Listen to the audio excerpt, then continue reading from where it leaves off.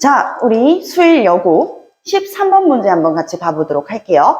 13번 문제는 다음 주장을 제기한 세력에 대한 설명으로 가장 적절한 것을 고르는 문제인데 배점이 다른 것들보다는 조금 0.2점 정도 높습니다. 군신, 부자, 북유, 장유의 윤리는 여기 원래 부부도 있는데 빠졌네. 부부도 있는데 빠졌어요. 부부, 장유의 윤리는 인간의 본성에 부여된 것입니다. 그러므로 천지를 통하는 만고불변의 이치이고 위에 존재하는 것으로서 도가 됩니다. 반면 배, 수레, 군사, 농사, 기계의 편민, 이국이 하는 것은 외형적인 것으로 기가 됩니다. 신이 변혁을 꾀하고 하는 것은 기이지 도가 아닙니다. 자, 여기 마지막 문장 조금 집중해서 볼게요. 신이 제가 변혁, 바뀌는, 한마디로 개혁하자고 생각하는 것은요, 개혁하자고 생각하는 것은 뭐다? 기이지 도가 아닙니다. 기는 뭐예요, 여기서? 기술이야. 제가 바꾸려고 하는 건 기술이지요. 도 하면은 우리 뭐예요? 정신, 그치? 정신이 아닙니다. 쉬운 문제인데요. 일단은 이거는요, 윤성황의 상소문입니다. 동도서기론에 입장해가지고, 동도서기론 입장에서 유전척사를 전개했던 인물, 윤석학의 상소문인데요. 일부를 발췌해 온 것 같아요.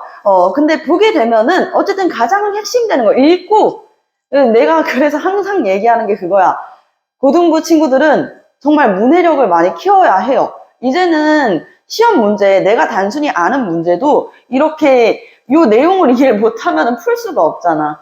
내용을 보면은 그렇다고 이 사료들 다 외울 거 아니잖아. 내가 지금 시험 범위에 있는 모든 사료들을 다 외울 수는 없단 말이야. 차라리 이해를 해보려고 하세요. 군신, 부자, 북유, 장유의 윤리는 인간의 본성에 부여된 것입니다. 그러므로 천지를 통하는 만고불변의 일치이고 위에 존재하는 것으로서 도가 됩니다. 도는 절대적인 거야. 나의 정신은요, 성리학적 정신은요, 절대 바뀔 수 없는 것이에요. 거기에다가 반면 배나 수레, 군사, 농사, 기계 이거 다 뭐야? 기술이잖아, 기술. 그치? 이거 지금 우리나라 빼고 조선 빼고 다른 나라들 다 어때? 일본 어때? 청나라 어때? 바로 우리 동북아시아의 중국과 일본에서도 다 근대화를 이루었는데 편민 이국이 하는 것은 외형적인 것으로서 이 다른 나라들은 이 기술이 더 대단하다는 거야. 그래서 우리가 이거를 정신은 그대로 두고 동양의 정신은 그대로 두고 서양의 기술만 가져오자는 동도서기론이라는 얘기지요. 아시겠죠? 자, 선지 볼게요. 자치기구인 직광소를 설치했던 것은요. 누구였어요? 동학농민군이었죠? 1894년 동학농민군이었습니다. 동학농민군이었었고 일본 메이지 유신을 본보기로 삼았다. 자, 우리 개화파도 두 가지로 나뉘어졌어. 그지? 어떻게 나눠졌어요? 일본의 메이지 유신을 본보기로. 메이지 유신은 입헌군주제야. 입헌군주제. 왜 선생님이 입헌군주제 하면은 입이 헐었다. 왕이 입이 헐었어. 그래서 왕이 이렇게 해라, 이렇게 해라. 이야기를 하지 못해요. 대신 얘기해 줄 사람이 필요하겠지. 그걸 우리가 뭐라 그래? 내각이라고 얘기한다 그랬잖아. 그쵸? 왕은 존재하는데 실질적인 정치는 의회, 내각에서 하는 거예요. 이게 입헌군주제야. 그 입헌군주제 생각보다 이거 되게 파격적이지? 청나라는 어땠어요? 청나라의 양문을 한번 생각해 볼까? 중체서용. 중국의 체제는 그대로 두고 서양의 학문을 받아들인다. 라는 것이었잖아요. 그러니까 메이지 유신이 더 급진적이지.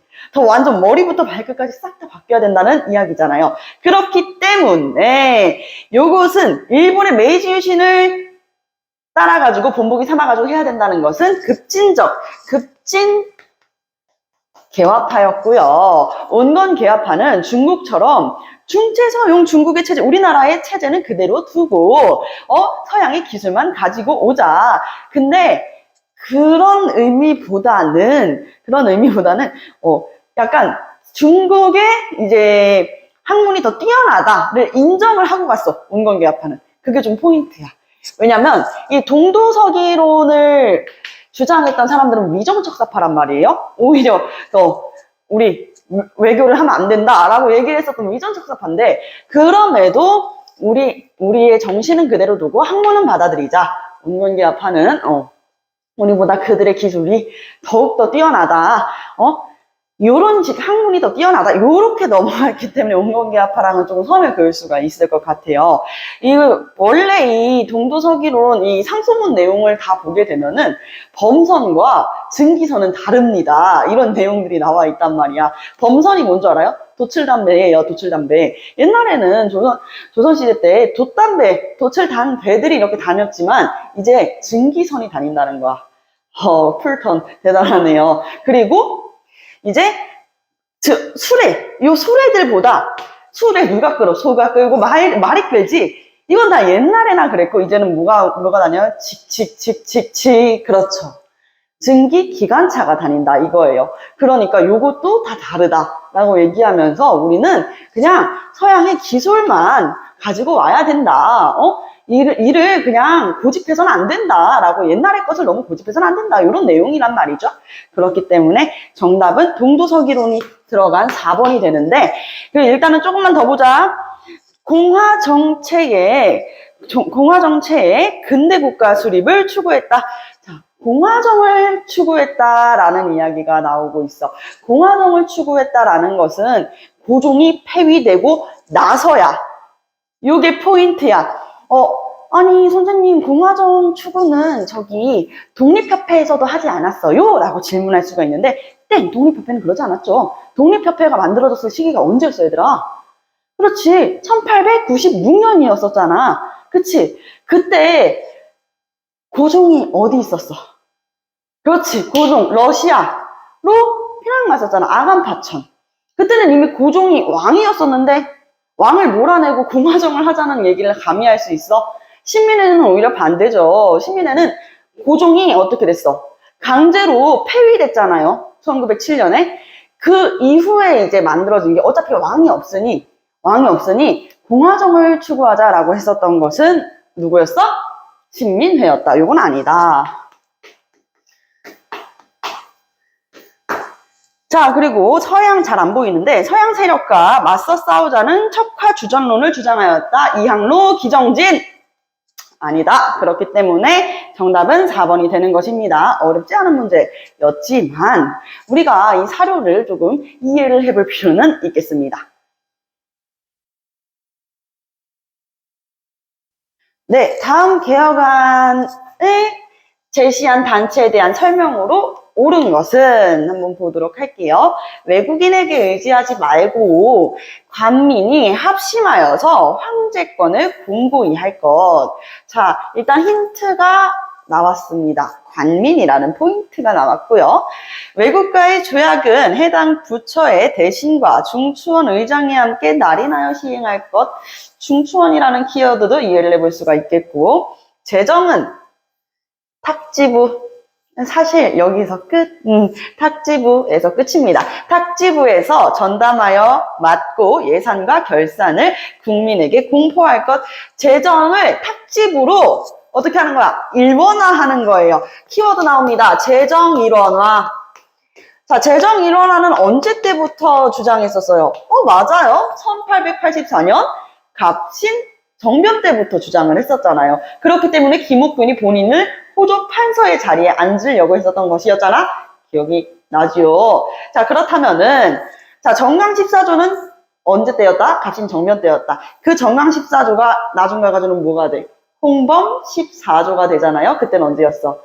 그렇지, 2차 가부개혁 때였습니다. 1차 가부개혁 때는요, 호조의 이름이 바뀐다고, 얘들아. 그래서 요거를 기억을 해주시면 돼요. 표를 잘 못 그리는데, 자, 봐봐. 1884 하면은 갑신정변인 거 아시죠? 갑신정변 때는요, 나라의 재정을 호조에서 담당을 한다라고 얘기했고, 이 호조의 명칭이 1차 가부개혁 때, 1차 가부개혁은 언제였어? 연도로 합시다. 1984년이었어요.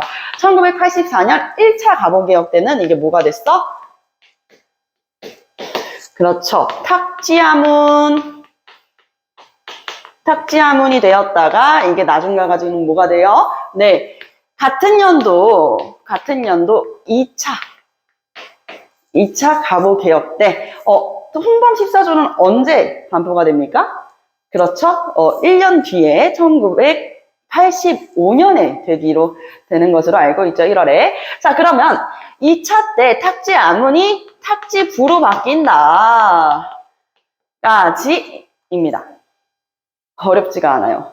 그러면 지금은 적어도 2차 가보개혁 이후라는 거야. 이후. 자, 그러면 다시 봐봐. 1984년 이후에 있는 단체를 생각을 하면 되는 거예요. 보겠습니다. 서울 진공작전을 전개하였다.